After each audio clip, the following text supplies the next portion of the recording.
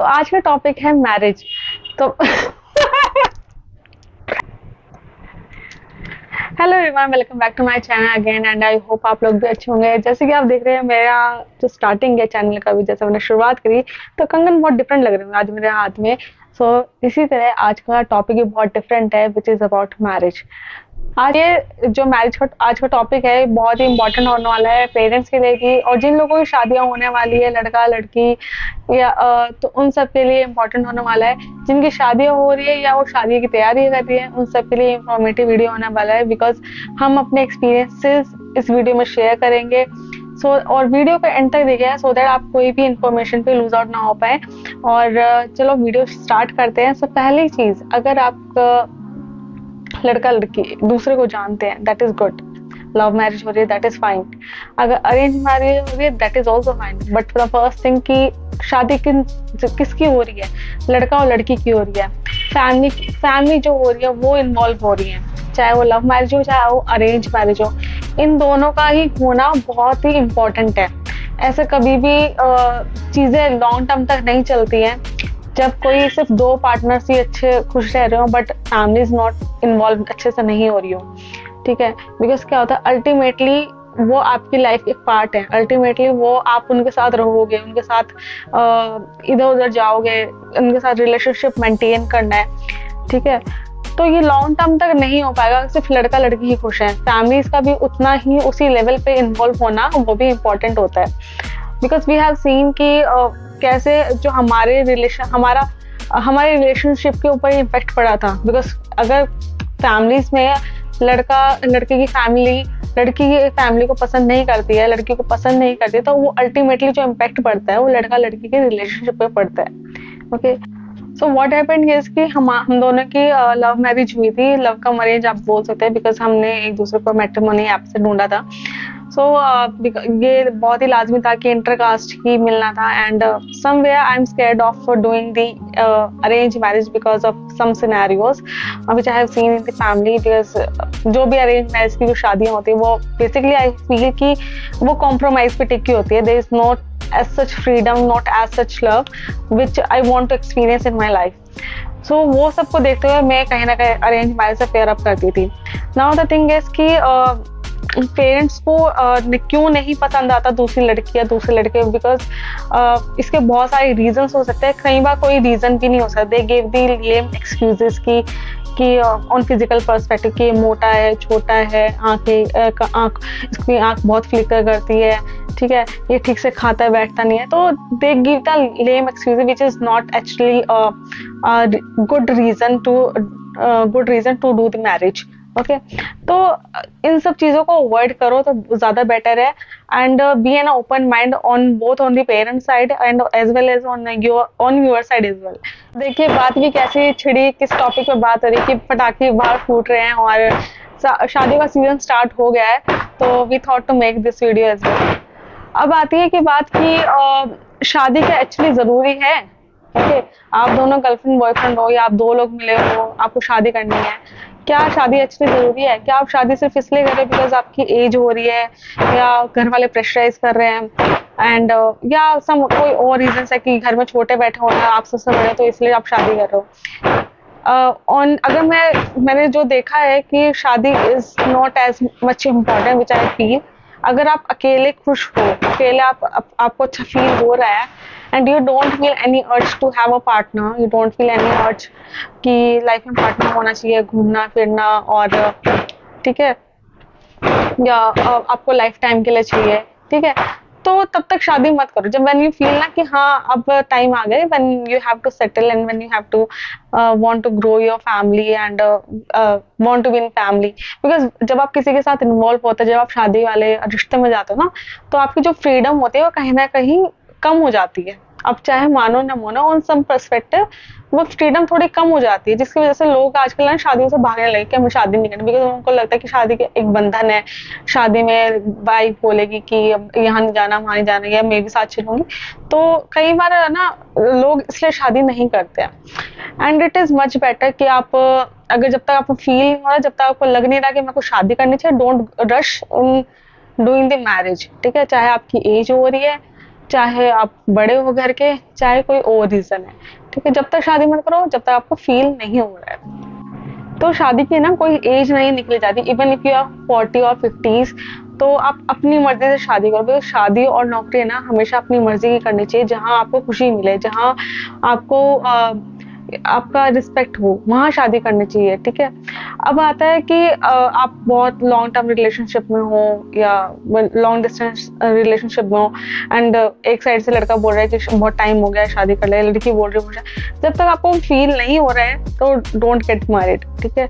तो ये चीज हमेशा आप ये गांठ बांध लो कि ऐसा कभी नहीं करना है, और प्रेशराइजेशन तो कभी नहीं करना, क्योंकि कहते हैं ना कि you made the wrong choices when you are hungry, ठीक है। चाहे अगर आप किसी रिलेशनशिप में एंटर हो रहे हो ना, like girlfriend boyfriend relationship, and when you feel someone partner in your life, और जब आप गर्लफ्रेंड बॉयफ्रेंड सर्च कर रहे होते हैं एंड किसी ने डिच कर दिया होता है, then you get into that cycle again and again. तो आप है ना रॉन्ग डिसीजंस ले लेते हो, किसी और के साथ आप फिर से आ जाते हो, फिर वही सेम कर्म आपके साथ हो जाता है, फिर वही नेगेटिविटी से आप फिर दोबारा गुजरते हो। तो जब आप हंग्री होते हैं ना किसी चीज से, चाहे वो खाने के लिए होता है, किसी चीज के लिए होता है, आप बाहर शॉपिंग कर रहे होते हैं, when you feel that lack in your life, ठीक है, don't make the hasty decision in life, okay? Ultimately you will get up in getting the wrong partner or the wrong thing to eat, okay? So this is the like which I have heard from the someone, I don't know from where, but this works as well. And जो partner होगा ना, जो आपके लिए ही बना होगा ना, and when I was searching my husband, so one line which I have heard from the Steve Harvey, he said if the person is genuinely is for you na, he will draw several miles to meet you, and my husband did that, and then I felt that this fits actually good, and other things as well, because जब आपको कोई partner मिलता है ना तो आप हर तरह से एनालाइज करते हो, so बहुत सारी कैटेगरीज में वो फिट हुए, then I feel कि yeah he is a man which I want to get married। चलो ये बेसिक चीज भी अब कंप्लीट होगी कि हाँ दोनों तरफ से आप लोग समझदार हो, शादी करने के तैयार हो, फैमिलीज भी अच्छी हैं, इन्वॉल्व हो गई हैं। बट अब आती है कि कैसे शादी करनी है। एक साइड बोल रहा है कि मेरे को सिंपल मैरिज करनी है, एक साइड बोल रहा है कि अच्छा फुल फैट इंडियन वेडिंग करनी है, या डेस्टिनेशन वेडिंग करनी है, या जो भी है। But there are some things also कि financial problems also in some other family and some in other family is not. तो वो दोनों चीज भी कंसिडर करते हुए आप दोनों को चलना पड़ेगा।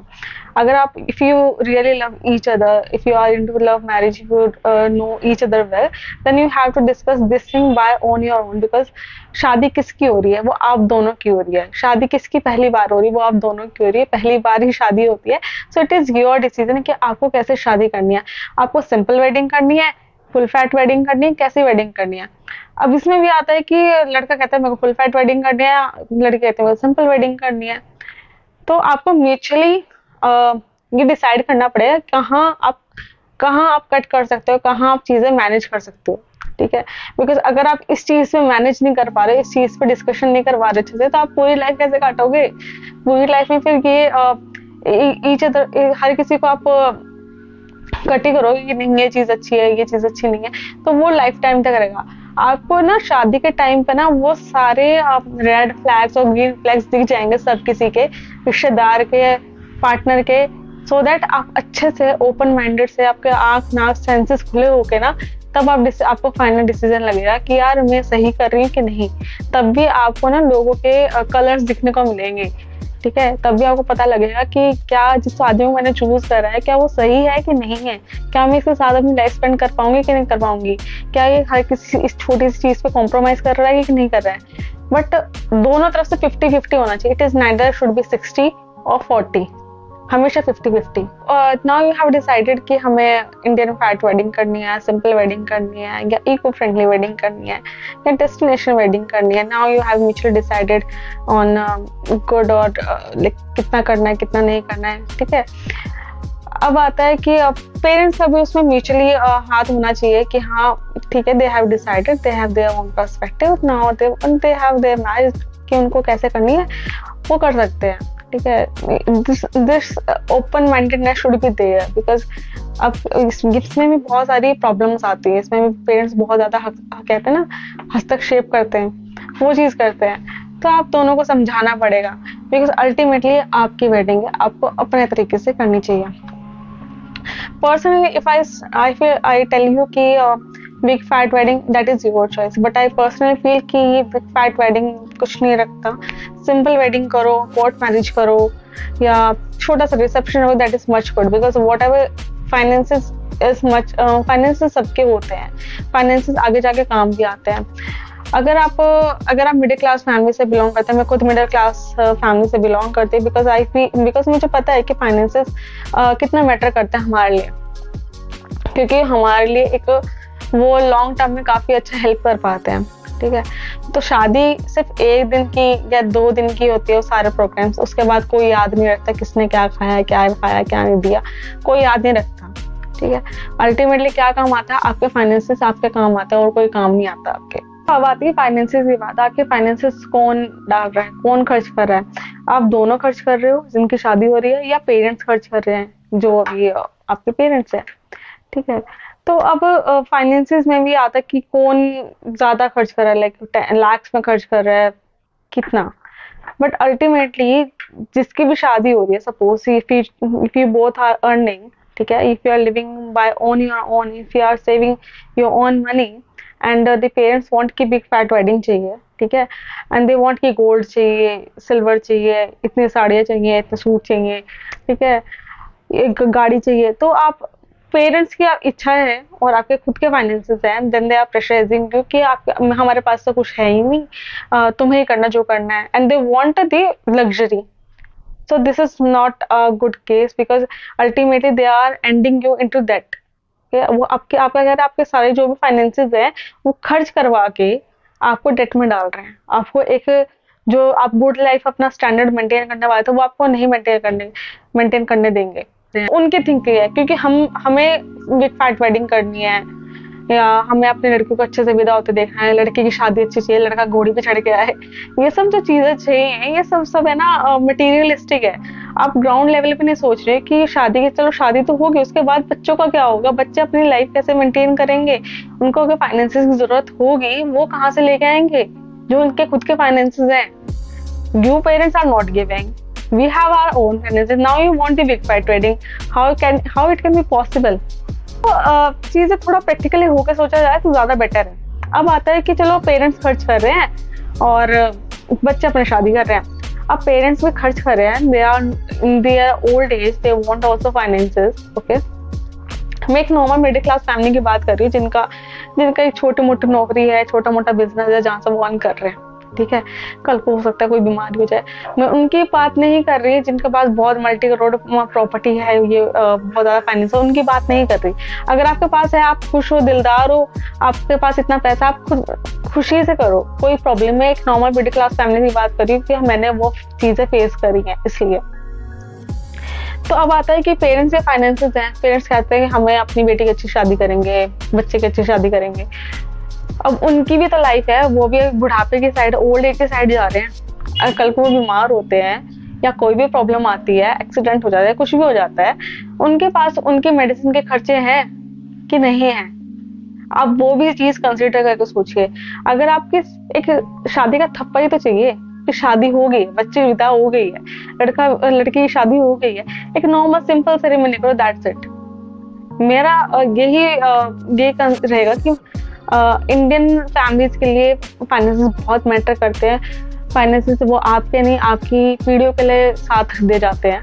तो बेटर है कि आप उसको थोड़ा सेव करके चले, उस पर एक अच्छा प्रैक्टिकल ग्राउंड सोच के चले। ठीक है, अब पेरेंट्स बोलते हैं ना तुम्हारे पास पैसा, ना हमारे बच्चों के पास पैसा, पे ठन गोपाल, तो पैसा कहाँ से आएगा? तो वो सोचते हैं कि चलो लोन ले लेते हैं, या थोड़ा कम भी पैसा तो सोचते हैं लोन ले लेते हैं, या दोस्त यार से लेते हैं, रिश्तेदार से लेते हैं। पहली बात तो रिश्तेदार कोई काम आना नहीं, चलो दोस्त यार भी काम आना नहीं, दे देंगे तो वो एहसान और जताएंगे। आपने बैंक से लोन ले लिया, फिर अब बैंक से लोन ले लिया, उसकी भरपाई कौन करेगा? उसकी इंस्टॉलमेंट की, उसके इंटरेस्ट की भरपाई कौन करेगा?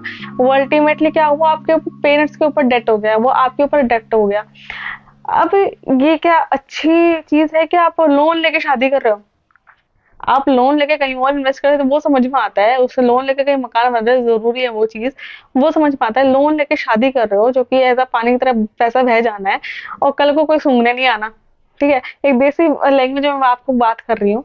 कल को कोई पूछेगा नहीं कि भाई कितने खर्च करे, कितने, अगर खाना स्वाद नहीं हुआ ना तो वो ये सीधा बोलेंगे खाना ढिले भर का नहीं था, वो सीधा ये चीज बोलेंगे।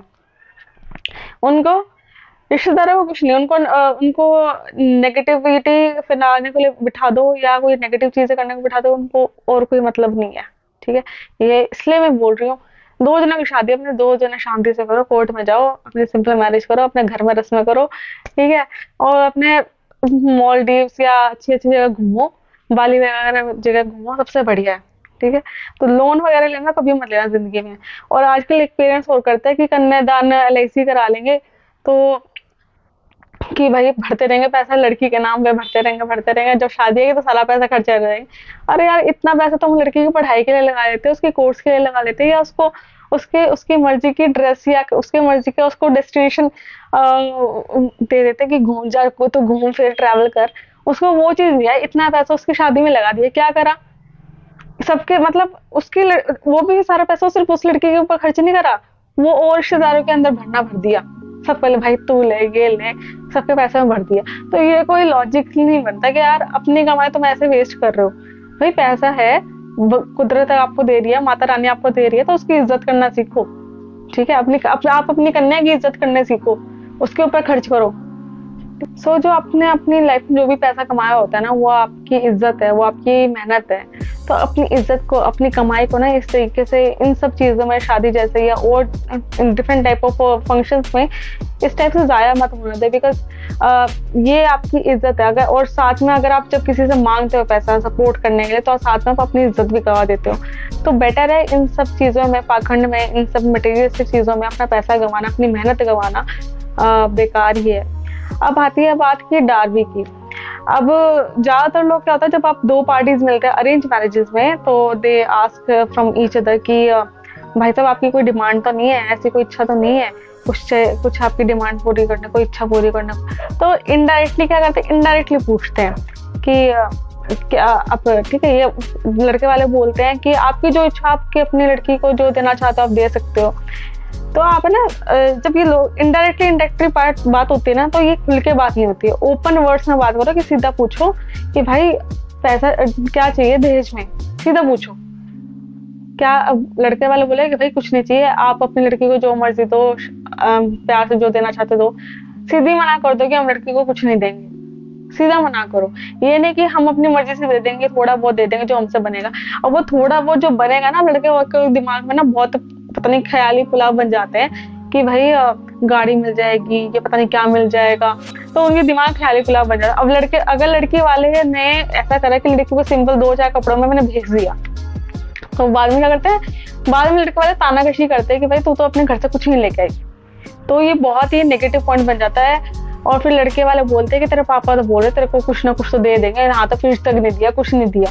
तो सिंपल सी बात है, इनडायरेक्टली बात कर करके ना ये कुछ मतलब नहीं होता। सिंपल सा बात पूछो कि हम क्या दे रहे हो, क्या नहीं दे रहे हो, नहीं दे रहे हो तब अच्छा, दे रहे हो तब अच्छा, सिंपल सी बात है। तो डार्वी जो भी अगर कोई मांगता है, दहेज मांगता है, तो उसके खिलाफ तो आप उस रिश्ते में तो जाओ ही नहीं, वो रिश्ता है ही नहीं अच्छा। जहां पे भी आपको यह भनक पड़ रही है कि दहेज मांग रहे हैं या गाड़ी मांग रहे हैं, वो रिश्ता आपके लिए बना ही नहीं है, साफ इनकार कर दीजिए, इट्स अ रेड फ्लैग।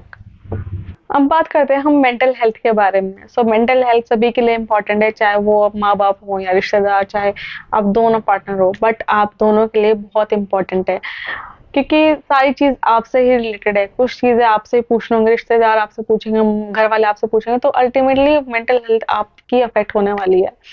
अब ये शादी का टाइम ऐसा होता है ना कि कुछ ना कुछ आपके अंदर हार्मोनल चेंज आने लग जाता है, एंजाइटी होना स्टार्ट हो जाती है, फियर आना स्टार्ट हो जाता है, ग्रीफ होना स्टार्ट हो जाता है, बहुत सारे इमोशंस ओवरफ्लड हो जाते हैं आपके अंदर। आपको समझ में नहीं आता एक्चुअली हो क्यों रहा है, मैं इस इंसान को पहले से भी जानती हूँ, ऐसा क्यों हो रहा है, फैमिली को भी पहले से जानती हूँ, ऐसा क्यों हो रहा है, बट उसका कोई रीजन नहीं होता।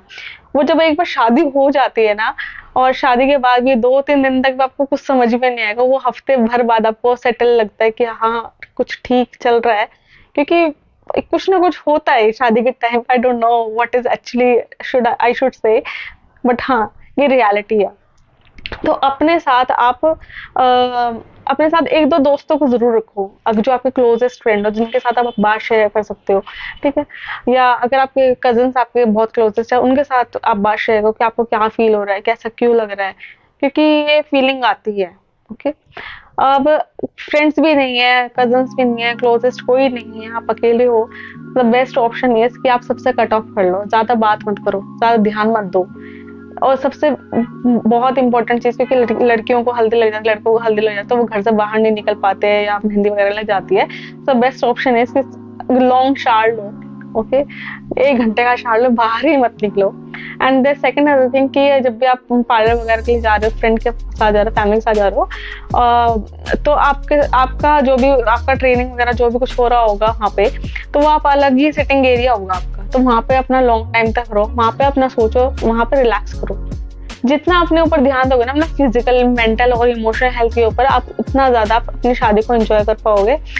और हर बहुत ज्यादा इमोशंस के ऊपर मतलब ओवरवेलम मत हो कि अचानक ही रो जाना, अचानक ही हंसना।